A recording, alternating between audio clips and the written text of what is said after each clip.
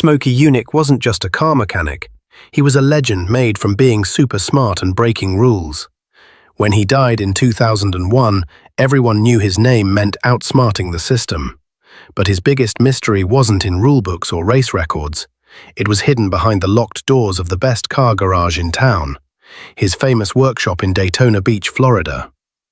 For many years, racers, inspectors, engineers, and even fans guessed about what really happened behind those walls. Some people said Smokey was building engines years before anyone else thought of them. Others said he had plans NASCAR never let on the track. But nobody knew for sure because Smokey didn't let just anyone inside, not even close. The shop itself was a plain building, almost boring from the outside. But what it meant was power, mystery, and pure creativity. Smokey protected it like a bank vault, not because he was scared, but because it was his special place. It was where he broke rules by following them perfectly, where he pushed speed, and where he left behind unfinished work. Smokey guarded his workshop like it was full of treasure. Over time, it became more than just a place to fix cars. It became a fortress, standing against big company racing, paperwork, and anyone who couldn't keep up with his fast thinking. When Smokey died, his family and a few close friends were finally allowed to walk inside and look around. They weren't just walking into a garage, they were entering a sealed time capsule. What they found inside would prove the legend was real and make the mystery even deeper. Smokey had taken secrets to his grave, but not all of them stayed buried. Some were hiding right there in plain sight, waiting to tell the world who Smokey Yunick really was. As cancer slowly hurt Smokey Yunick in the late 1990s, the people closest to him saw something different about the man who had always done things his own way. The tough outlaw of the garage was becoming quieter, thinking more deeply. He stopped having visitors unless they were family or trusted friends. The smart interviews stopped, the garage hours got shorter, and when Smokey did talk, it was less about car power and more about what he'd leave behind. He knew his time was ending. Still, there was no big goodbye tour, no sad farewell to NASCAR. Smokey had always been a private man in a very public world. Knew him best, thought he had projects left behind, not just unfinished, but hidden on purpose. Smokey didn't want people to change his story after he was gone. But he also knew curiosity had a way of surviving death. So when Smokey passed away on May 9, 2001, the family didn't just get a building, they got a mystery. The garage he left behind was like a time machine, sealed by a man who knew too much and trusted too little. And nobody, not even NASCAR, knew exactly what was inside. It wasn't until weeks after the funeral that the garage was finally opened to those brave enough to sort through Smokey's mechanical kingdom. Gathered on a hot Florida afternoon to face what Smokey had left behind. What they found wasn't just a garage filled with tools, it was like a museum of creativity. Dust covered everything. Unfinished cars sat like sleeping monsters, covered in tarps that hadn't been moved in years. Workbenches were overflowing with parts that didn't match any known engine, and drawers were filled with technical drawings done by hand. But what hit hardest wasn't how much stuff there was. It was the reason behind it. Every shelf told a story. One held dozens of carburetor prototypes, each labeled with mysterious notes in Smokey's handwriting. Another part of the shop was lined with boxes marked Mays Only, with dates and engine codes, some talking about projects the racing world had forgotten long ago. One crate was simply labeled, "Don't touch until you know what you're doing." The deeper they searched, the more it became clear. Smokey hadn't just been building cars, he had been building a message. There was no clear organization, but there was purpose. Plans taped to the wall were yellow with age, but still super sharp in design. Pieces of what looked like test fuel systems were scattered across a metal table. At the far end of the garage, a locked cabinet had what looked like private letters between Smokey and important people from NASCAR, letters filled with sharp words and hidden warnings. Smokey had filled this place with every bit of rebellion and brilliance he had. And for the first time, the world would see what the outlaw genius had been hiding all along.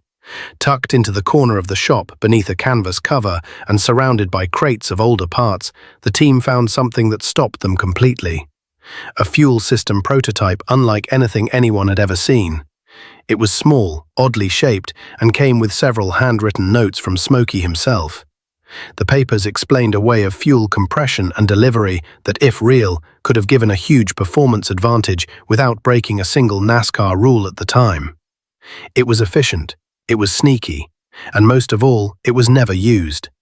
One note written next to the diagram said, "They won't allow it. Too fast, too clean, too smart." Another said simply, "If they won't let me race it, bury it." According to insiders who later spoke without giving their names, this system had actually been tested privately in the late 80s. It worked almost too well. Smokey had supposedly gone to NASCAR to get the design approved for competition. Their response, a hard no. Officials said it was unfair and potentially dangerous, though no official reason was ever given. Rumors say a few top NASCAR techs were invited to the garage to see it with their own eyes and immediately said it had to be taken apart or destroyed. But Smokey didn't destroy it. He hid it. Whether it out of pride or principle, he kept the system together, stored in pieces, and buried behind years of dust. To him, it was proof, not of cheating, but of ability. It was the result of decades of thinking ahead, and it now sat there like a time bomb of creativity, waiting for the world to catch up. What they found that day wasn't just a fuel system. It was a reminder. Smokey Yunick had been 10 steps ahead, even when nobody was watching. Hidden behind a line of dusty rolling tool chests, the team discovered what can only be called a collection of unseen horsepower. Smokey had carefully stored away multiple prototype engines. Some fully put together, others carefully taken apart and labeled in bins like rare treasures. These weren't just different versions of known builds, they were mechanical oddities that broke the rules of 20th century race engineering. One engine had a some engine blocks had stamped serial numbers that didn't match any manufacturer. Others had the faint carving of Smokey's initials beside markings in code. There were even blueprints for powertrains that could use direct fuel injection at a time when that technology was still being tested in airplanes. It was like stepping into a mechanical time machine where the future of racing had been quietly built in a Florida garage, while the rest of the racing world caught up. The tragedy, these engines never roared. They were never raced, never looked at closely under the heat of competition. Smokey had locked away not just inventions, but possibilities. And by doing so, he'd written a secret alternate history of racing, where the rules were broken not by rebellion, but by imagination. Among the mechanical artifacts, they found something far more human, a worn, dented metal filing cabinet. Inside, dozens of envelopes, some sealed, some open, all handwritten. These were personal letters, some written to his family, others to old friends. But what stopped everyone cold were the ones written to NASCAR officials, past drivers, and even specific inspectors by name. They were never sent. One letter dated 1992 said, "You never wanted the best. You wanted control. You'll get it, but you'll lose what made the sport great." Another, "You made me out to be a villain, but I was your best innovator. All I did was think harder than your lawyers." Tucked into the back was a folded napkin with scribbled words in faded pen. "I gave them everything, and they still hated me for it." Those closest to Smokey always said he was sharp, proud, and unafraid. But these notes showed something deeper: pain, betrayal, and a man struggling with how history might remember him. Some letters spoke of regret, like not finishing a car he'd promised to a dying veteran. Others hinted at fear, like the idea that racing had become too political, too clean, too willing to stop genius in the name of making everything the same. There were lighter notes too, jokes written to Richard Petty, a half-finished draft of a book foreword he never published, but the tone was the same throughout. Smokey felt like a man who had built greatness and then been kicked out from it. These papers weren't just writings, they were raw emotion. The last unspoken truths of a man who had given his mind, soul, and decades of effort to a world that couldn't always handle him. Hidden behind a rusted sliding wall panel in the far end of the garage, they found what felt like a shrine. The room was dim, lit only by a single hanging light bulb, and filled wall to wall with trophies, framed black and white photographs, driver suits, helmets, and original rulebooks. Some items were neatly displayed, others were stacked in no particular order, as if even Smokey didn't know where to begin organizing the life he had lived. One shelf held a row of trophies from Daytona, Sebring, and Indianapolis, all showing the names of drivers who had raced under Smokey's tools. Another corner displayed faded jackets with patches from teams he'd out-engineered, and in the center of the room was a workbench covered with tools, each labeled and kept like a mechanic's altar. But what got the most attention was a stack of old rulebooks, heavily marked up in pen, pencil, and even red marker. Smokey had written on them with corrections, sarcasm, and notes like, "Nice try, but I'm still smarter." Pinned to the wall was a photo of Smokey beside his famous 7/8 Chevelle, smiling that crooked grin with a cigar in his teeth. Next to it, in his own writing, this one made them rewrite the rules. There were binders filled with race notes, some from events nobody even remembered he entered. Pages and pages of lap time predictions, airflow studies, and engine torque curves. All this wasn't about showing off, it was about truth. Smokey wasn't trying to brag, he was keeping records of proof that he was never just a troublemaker. He was keeping a record of his own misunderstood genius. Under a pile of mismatched carburetors and faded blueprints, they found something Smokey Yunick had never talked about publicly. A leather-bound journal, worn at the corners and wrapped in a strip of tape. It was filled from front to back with Smokey's personal thoughts, dating back to the 1970s. That comes with being decades ahead of your time. One passage stopped the readers cold. It said, "I don't care if they call me a legend after I'm dead. I'd rather they just admit I was right." Another, "I built things no one else dared to. Not because I wanted to win, but because I couldn't stand to see possibility wasted." There were poems, lists of ideas never built, sketches of parts that might have changed the industry, and a page titled, "If I Had One More Year," with 10 things he'd still wanted to try.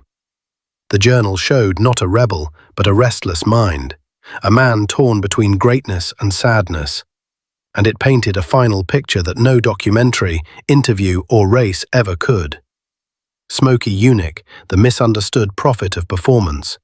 Word of the garage's contents spread fast. Within weeks, NASCAR officials reportedly visited the site. According to those present, they arrived quietly, asked for access. The frame was uneven, low to the ground, and had no manufacturer markings. It had been hand-welded, made stronger with aircraft-grade tubing, and featured a suspension geometry nobody could figure out at first glance. Rumors spread that Smokey had been designing a ground-effects race car decades before the technology hit the mainstream. They took copies of blueprints. They took photos of engine internals, but strangely, they left behind some of the most radical parts, including that chassis. Why? Nobody knows for sure. Some say it was too controversial. Others whisper it was a design NASCAR didn't want to be connected with because it challenged everything the rulebook was built to control. One former tech inspector, quoted anonymously, said, "There were things in there that would embarrass every race team today. Smokey figured out stuff we still haven't perfected." Whatever NASCAR's reasons, their presence proved one thing. Even in death, Smokey Yunick had the power to make the sport nervous. When the garage doors finally closed and the dust settled on Smokey Yunick's life's work, those who had seen inside knew one thing. The man wasn't just ahead of his time, he was outside of it. His garage wasn't a collection of parts, it was a cathedral of rebellion. Every invention, every scribbled note, every silent protest against being average told the same story. Smokey never chased fame, he chased truth. In a world obsessed with sponsorships, TV ratings, and clean competition, Smokey dared to be difficult. He asked questions nobody wanted to answer. He solved problems that didn't yet exist. And most of all, he refused to be small. That garage in Daytona wasn't just where cars were built. It was where boundaries were broken, where innovation wasn't negotiated, it was demanded. And now, with the garage open and his secrets revealed, The racing world finally sees Smokey Yunick for what he truly was. A misunderstood genius, a wounded visionary, and a man who lived and died fighting for the freedom to think dangerously. The myth of Smokey Yunick didn't die with him. It's only grown louder, richer, and more undeniable. Because in the end, legends don't just live in memory. They echo in the machines, the minds, and the rules they forced to change.